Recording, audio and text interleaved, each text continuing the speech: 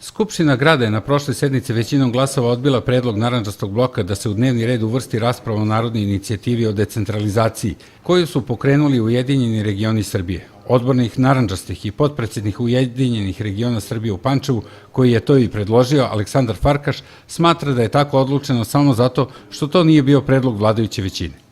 Ono što nas brine jeste da ostali imaju taj problem, da očigledno je najveći problem ko predlaže koju stvar. Dakle, da li je stvar dobra ili loša, to nije bitno. Bitno je samo ko je predložio.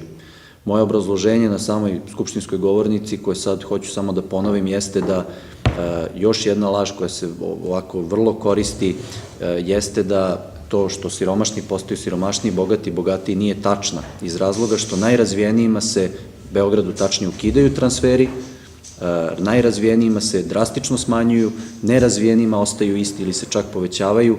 Predsednik G17 Plus u Pančevu, Saša Pavlov, kaže i da je od 6.000 ljudi u Pančevu koji su potpisali narodnu inicijativu, samo 20% članova Ujedinjenih regiona Srbije.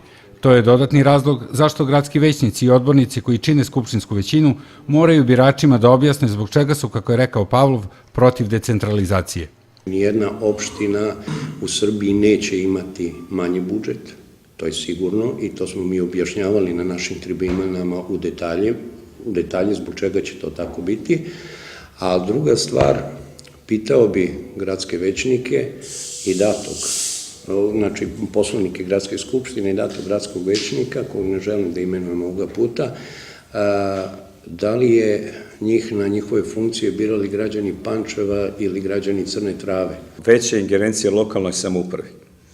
Jednostavno mi ovde najviše trpimo i najviše znamo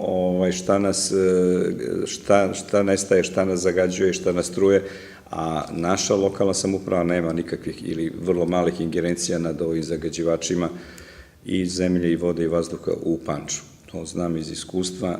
Poslanici Skupštine Srbije danas su trebali da počnu raspravu o setu zakona o decentralizaciji koje su predložili Ujedinjeni regioni Srbije.